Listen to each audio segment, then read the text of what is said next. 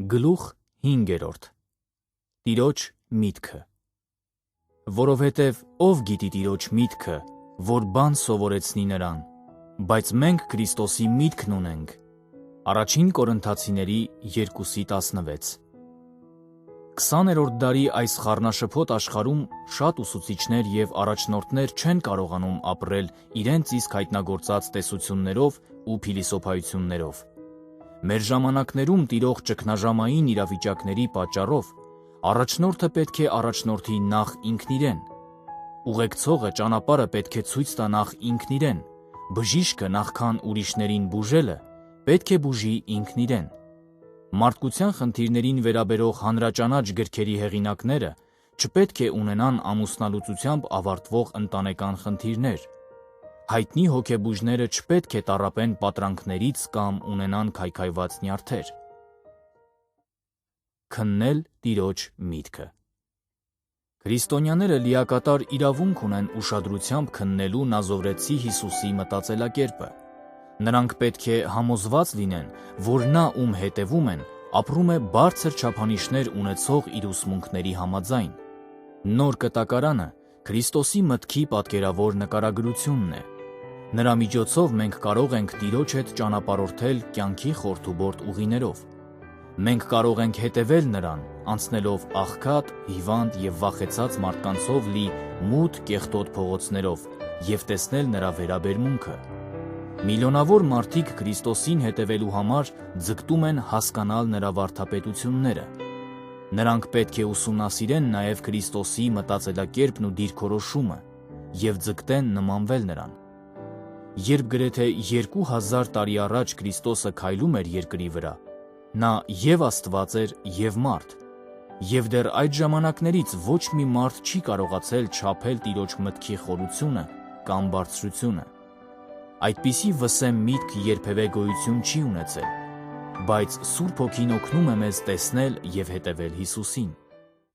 Նա գիտեր մարդկանց մտքերը։ Տեր Հիսուսը գիտեր մարդկանց մտքերը։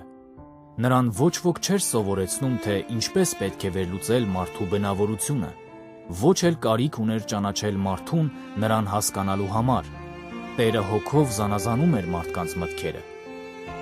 Եվ քահանայապետները և դպիրները նույն ժամին ուզում էին ձեռք ձգել նրա վրա, բայց ժողովրդից վախեցան, որովհետև իմացան, որ իրենց համար ասաց այն առակը։ Եվ դարանամուտ լինելով խաբեբա մարդիկ ուղարկեցին, որ կեղծավորությունով իրենց անձերն արդար էին ցույց տալիս, որ խոսքով բռնեն նրան, տերության և կուսակալի իշխանությանը մատնելու համար։ Եվ նրան հարցրին և ասացին. «Վարդապետ, գիտենք, որ ուղիղ ես խոսում ու սովորեցնում և երեսպաշտություն չես անում, այլ ճշմարտությունով սովորեցնում ես Աստծո ճանապարհը։ Արժան է մեզ կայսրին հարկ տալ, թե ոչ»։ Նրանց խորամանկությունը հասկանալով ասաց նրանց. «Ինչու եք ինձ փորձում, ցույց տվեք ինձ մի դահեկան, ում պատկերը և գիրն ունի սա»։ Պատասխանեցին և ասացին. «Կայսեր»։ Եվ նա ասաց նրանց. «Ուրեմն կայսրինը կայսրին տվեք, իսկ Աստծունը Աստծուն»։ Եվ չկարողացան խոսքով բռնել նրան ժողովրդի առջև, և նրա պատասխանի վրա զարմանալով լռեցին։ Ղուկասի 20:19-26։ Երբ Հիսուսը հանդիպեց Պետրոսին, նրան նոր անուն տվեց։ Հիսուսն էլ նրան մտիկ տվեց և ասաց. «Դու Սիմոնն ես, Հովնանի որդին, դու պիտի կոչվես Կեփաս», որ թարգմանվում է Պետրոս, անգլերենում՝ քար։ Հովհաննեսի 1:42։ Պետրոսից երկար ժամանակ պահանջվեց Հիսուսին հասկանալու համար, բայց Հիսուսը ճանաչեց Պետրոսին իրենց հանդիպման հենց առաջին վայրկյանից, նույնիսկ նրան մի անուն տվեց, որը նկարագրում էր նրա էությունը։ Երբ Փիլիպոսն իր ընկեր Նաթանայելին խնդրեց գալ և տեսնել Քրիստոսին, Նաթանայելն ասաց. «Կարելի է, որ Նազարեթից մի բարի բան լինի»։ Հովհաննեսի 1:46։ Բայց Հիսուսին հանդիպելուց հետո նա փոխեց իր մտածելակերպը։ Հիսուսը տեսավ Նաթանայելին իր մոտ գալիս և ասաց նրա համար. «Ահա ճիշտ իսրայելցի, որի մեջ նենգություն չկա»։ Նաթանայելն ասում է նրան. «Որտեղից ես ճանաչում ինձ»։ Հիսուսը պատասխանեց և ասաց. Փիլիպոսը դեռ քեզ չկանչած, ես տեսա քեզ, որ թզենու տակ էիր։ Հովհաննեսի 1:47 և 48։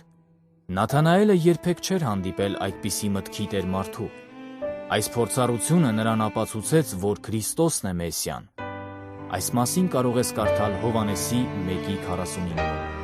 Քրիստոսը գիտեր Հերովդես թագավորի միտքը։ Նա հրապարակավ Հերովդեսին աղվես անվանեց, վերջինիս անկայուն քաղաքական գործելակերպի համար։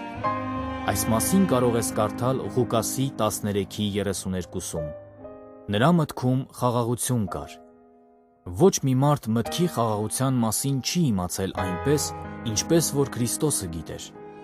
Քրիստոսը խորին համոզվածությամբ էր խոսում Աստծո գիտության և ապագայի մասին։ Շատ անգամ հասարակական կյանքում նա հստակորեն ցուցադրում էր իր մտքի խաղաղությունը։ Երբ աշակերտները վախեցան Գալիլեայի ծովում մոլեգնած փոթորկից,